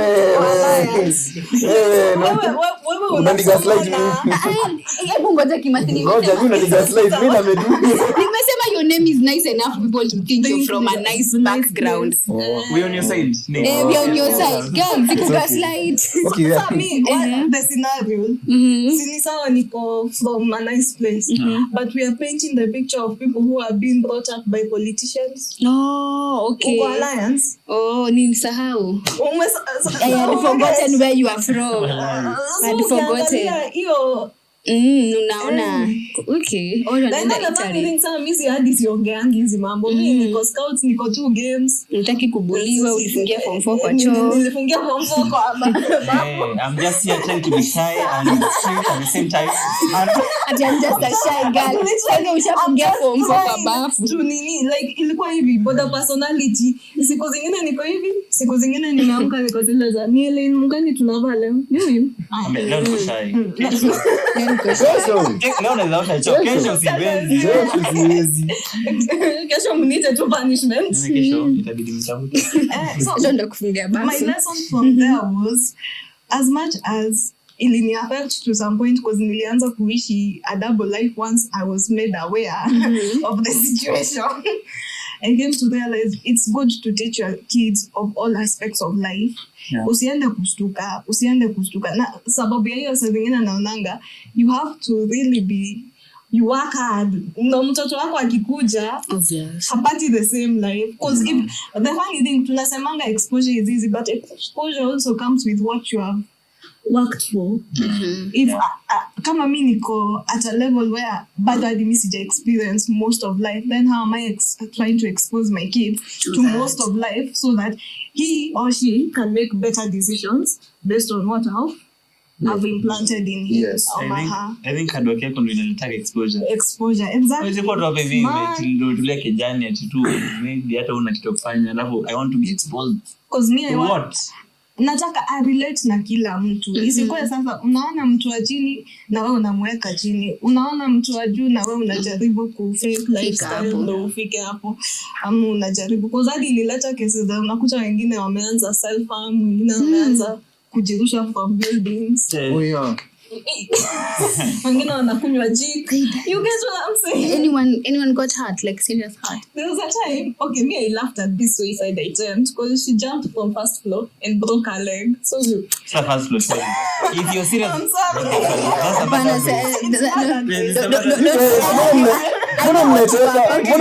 Mbona mnataka nikamtoka mimi dem ada. I want to say something on the hadi mimi naona Kevin alikuwa anataka kusema kitu nikaona. Even for me at form 1 nikisikia hiyo story, my mental state was like, kwani umeamua first floor? But then I came to realize when you come to realize the backstory, you are like, and with the environment now ujieke with such friends who are utafeel a thing. And if those are your only friends and all they can talk about is Italian, is that and you can't afford that lifestyle and they can't cater for you because unakutanga nisipo fake it what and cut off wataona miss na substantial. Exactly, like that was actually what I was ninangu ilikuwa inasema maneno ikanipotea. Like what I was even trying to explain is you forcing yourself into an area or a clique that is not of you. Like si kitu either umezoea ama si kitu umezafika. Na ni ukweli like si fault yako at the end of the day, unaona.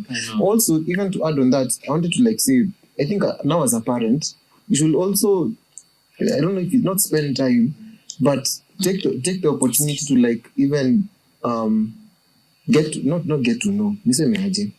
Relate like better with your teenage or whoever is in high school, because again when I say that nini is a very crucial stage, like mambo ya puberty na nini yote zinakuja like hapo, you know, these are just young kids trying to explore life with all those new feelings and nini coming in together at the same time, so unapata like even for example you trying to get in a group na how inakaa iwezekani ama ina feel kama you're not able to nini with them, or you look at people's lives wako like these guys have a Range Rover, these guys have a beautiful house, these guys have almost everything, these guys wanasema ati story ya butter prestige and not all my dad can get me is the blue band thing. You feel like unaweza kuwa you feel like even depressed at some point because you're forced to live a lifestyle that is not yours. Unaget. Also in high school is where I came to like know there is a lot of pressure on you as an individual.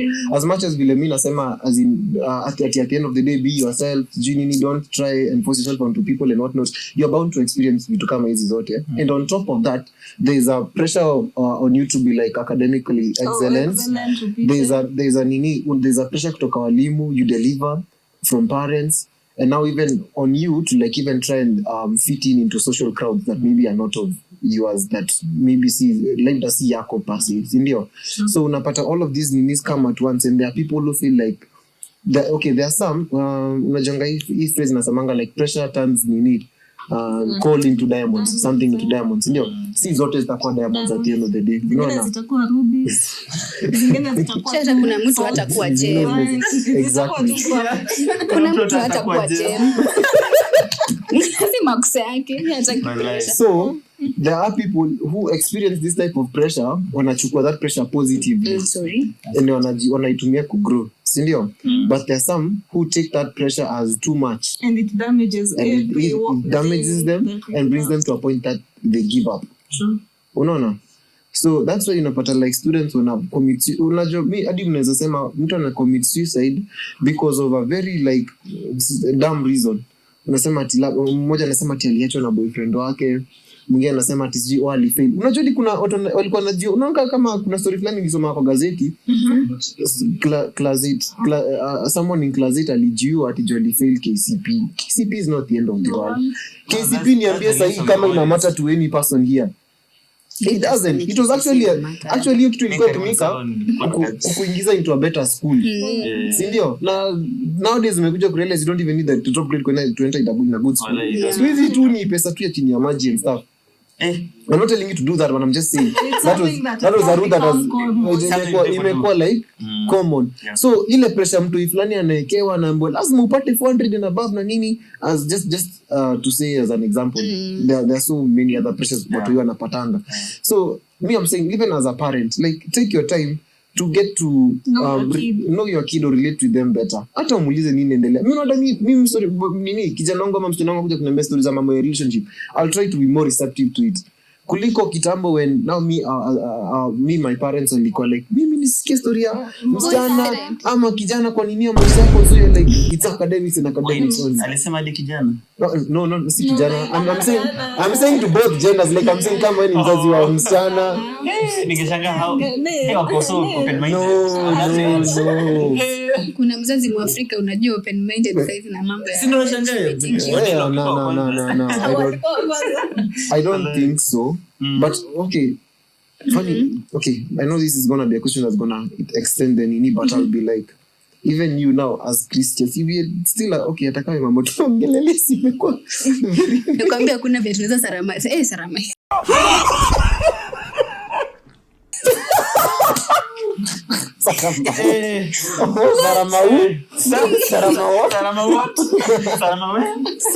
Hata nilikuwa naenda kusema nini? Hakuna watu summarize. At least nimecheka leo. This was like an open heart surgery in what us people like to experience in high school and whatnot. Sindio? Now I'm trying to bring it back home. Again, nimewaambia like as parents try to be more relative with your children, like ujue kenye wanapitia. I feel like now I'm more open with my mom kumwambia what's happening in my life and maybe what was like in high school like kitambo. Sindio? So that is the idea I want to carry on into the future with my kids. So I want to ask you like how do you mambo LGBTQ tunaongelelea? I think yes.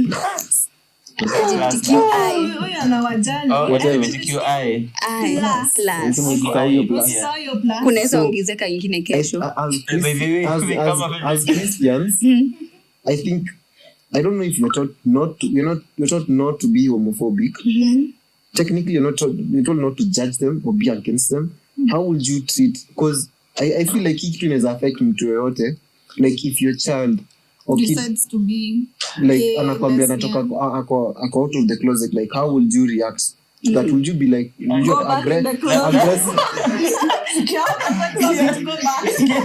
Get back into the closet. Oops, okay. Unaniangalia nianze. Like whoever, like I can start to nimalizie the importance. how would you react to that? Yeah. Okay. So I think acha nianze na the lesson I learned. Yeah. I think nimesema mimi nilikuwa pia counselor. So Yeah. something I learned which was very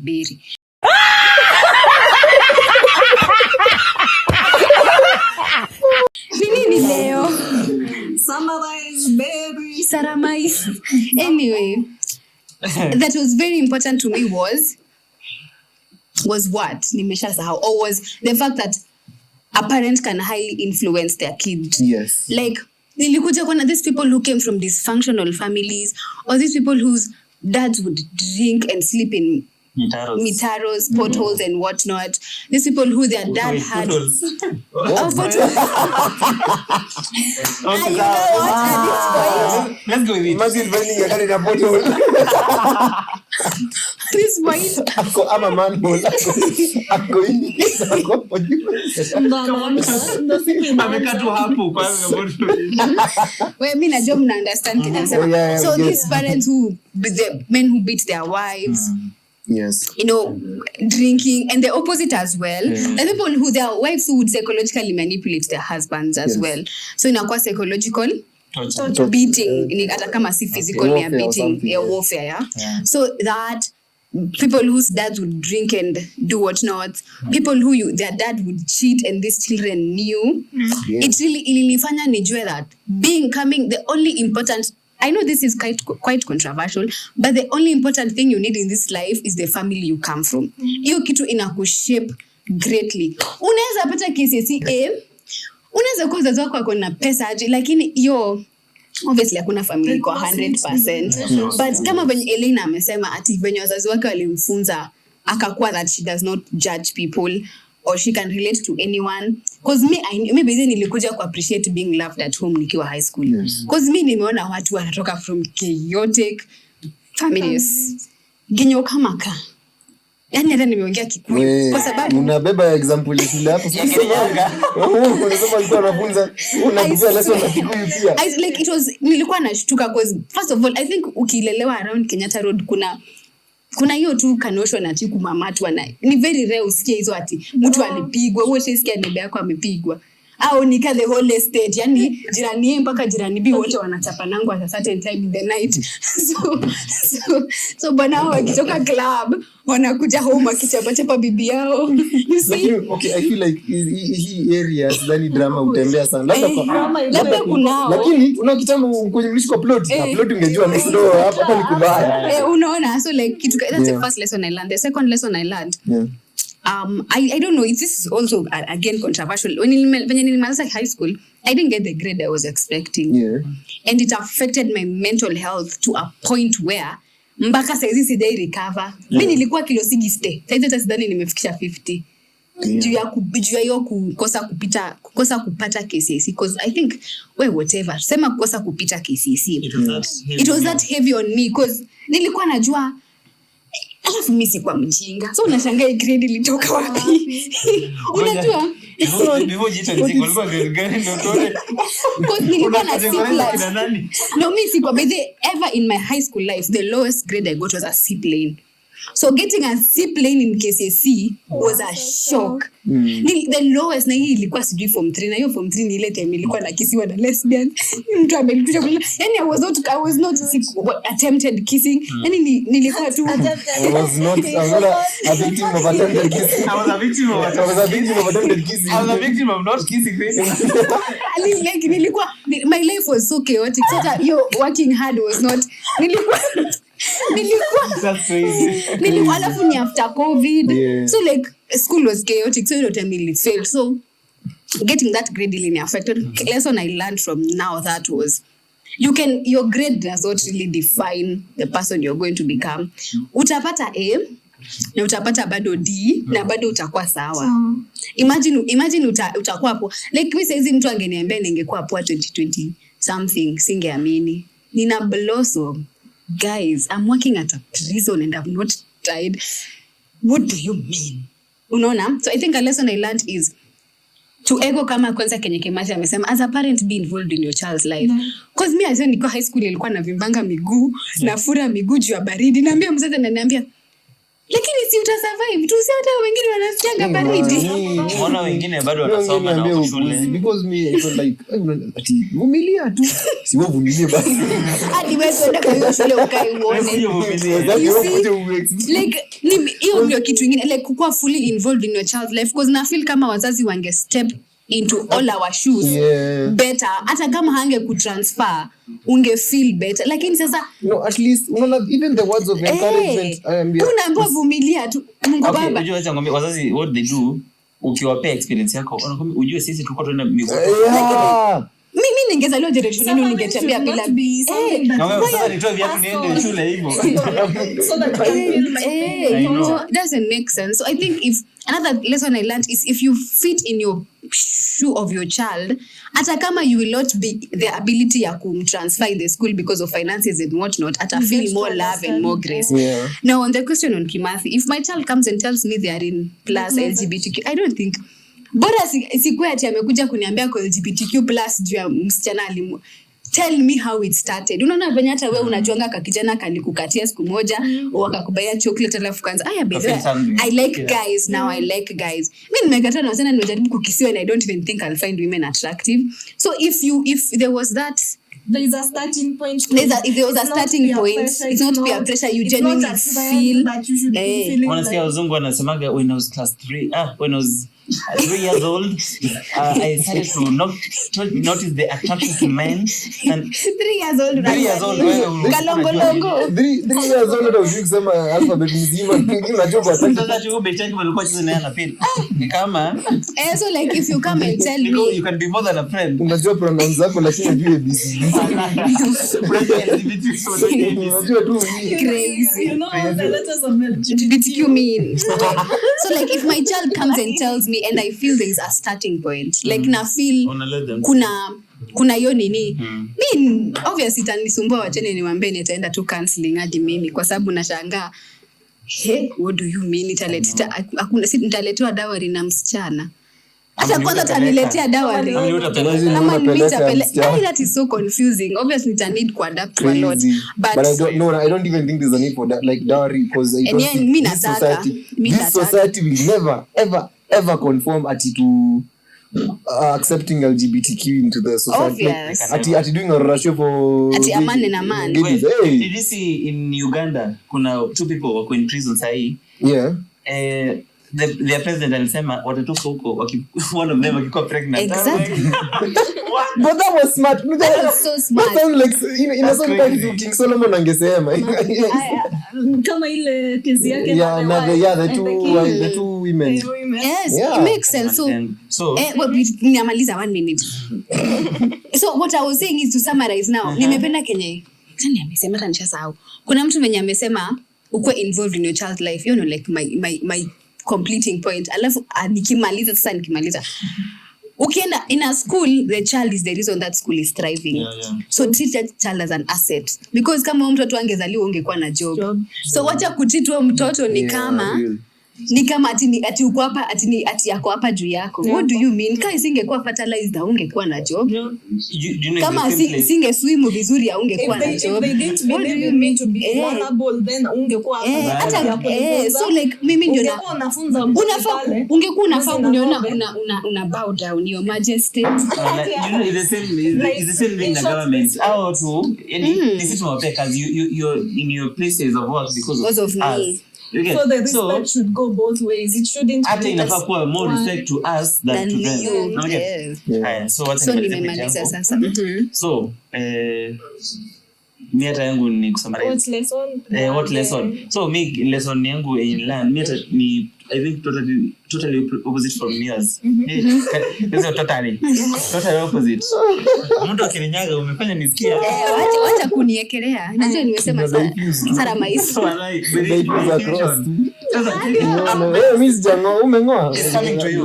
So, me think ininifunza mi shule zote zimeenda kumeshi kuwa na strict rules za usiingie na snacks, usiingie na nguo za nje. Yani it doesn't matter from wewe ni mtoto wa Uhuru ama wewe ni singetaja lakini wewe ni mtu wa top notch guy ama wewe ni mtu wa ni so sio muweke nyote equality msikuwe ati sasa imagine tunaambiwa kila mtu akuje vile anataka Kimathi akuje na gari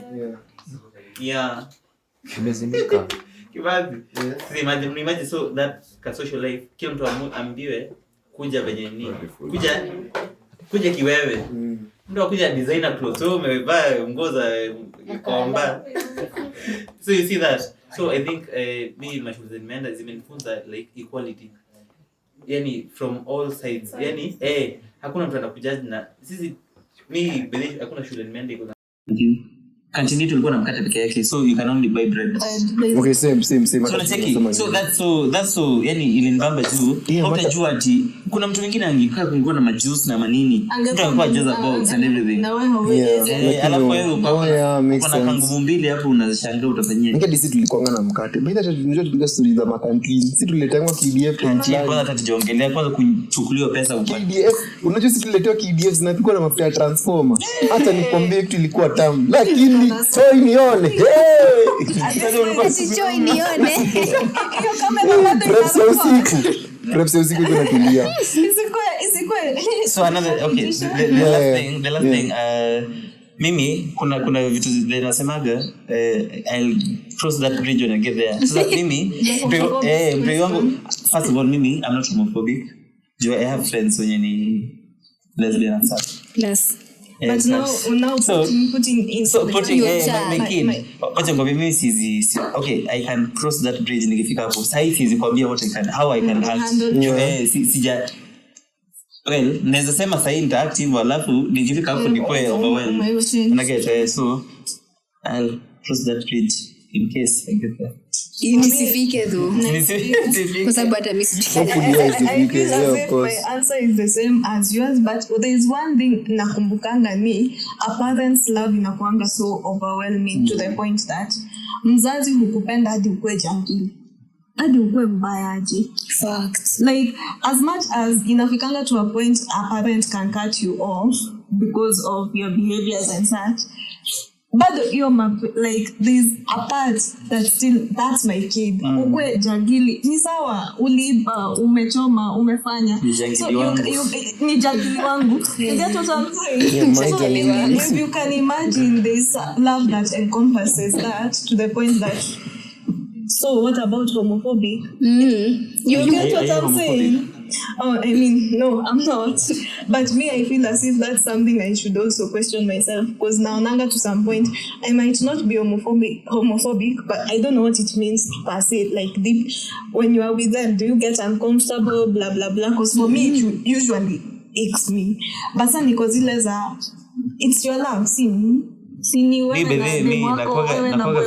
so to some point hadi unaanza kujiuliza if you don't want to be in such a setting does that make you homophobic I don't think so You know, because inaweza pata if you have been in straight people and they kiss probably kama inaweza kupe an ick as that would not give me an ick that's the funny thing so ukianza ni kuminto you can't stand them sindio being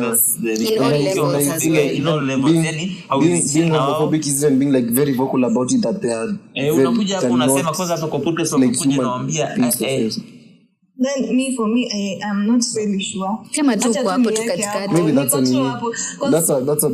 topic to be discussed in depth in another episode but haimaanishi nawachukia nyipendaneni tu like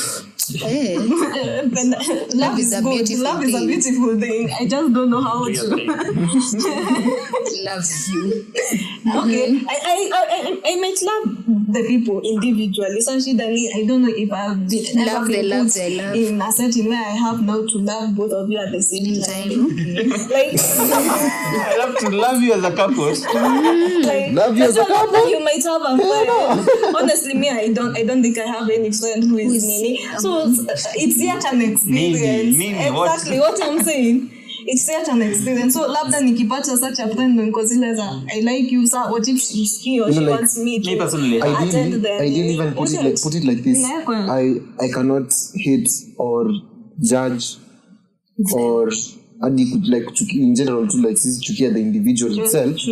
I will hate the ideology. I cannot support it because as a Christian you're taught a certain criteria of things and going against them. Yeah, that's a topic because inaenda into Christianity, inaenda to social upbringing, because ukiangalia the way tumelelewa in terms of culture and whatnot. Yeah. For most people, if you are not the one who is LGBT in the community, for those who are outside the community, not everybody is very coming forward to accept. And also them, the same way the LGBTQ plus community has the reasons as to why they are supporting, there is also the other side, they have the reasons as to why they find it hard to accept it. Kwanza majuu unaona ikiwa uko kama in the US wanajiita like the okay seti I have a problem with it, but that's nimesema US. Kenya is just fear of anything like that. But watu wa US sasa hao LGBTQ wanasema they are woke. So wao ndo wamejua wamediscover.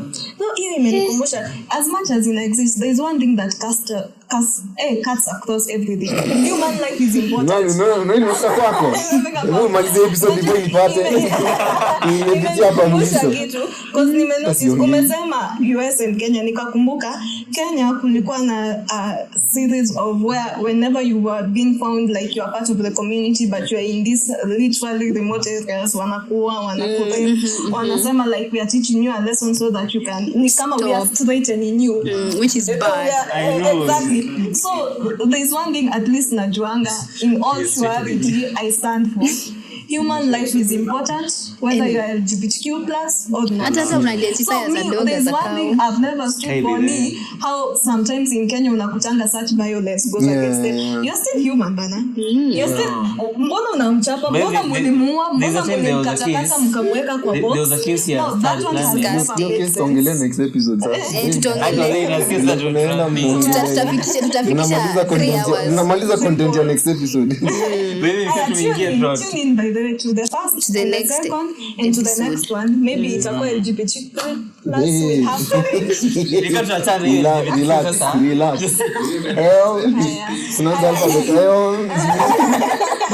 And that's it for our podcast episode today. Yes, if you want us to talk about high school again, mnaweza suggest hapo tunaweza endelea because there's obviously if it's that interesting. Because watu wametushtua leo. Watu wametushtua. Tujaingia campus live au tujaingia. There's a lot. Please. Sawa.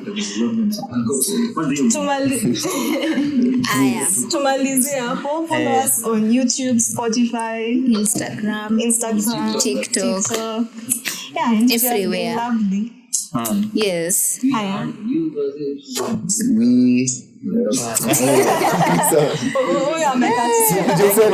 Kuja useme, inaonekana uko so vocal. Kuja useme. Shika mic. Hapo. These one of our producers are Itawa Devi. Yeah, and we are Youth Positions. Lakini ya leo ilikuwa moto ba.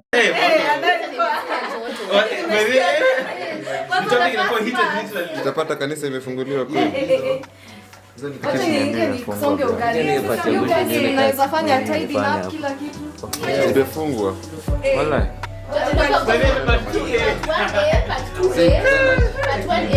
Unless tupate mic. Mimi sipamefungwa ya chapa. Yao custom. Panpenye huwa nataka. Unaweza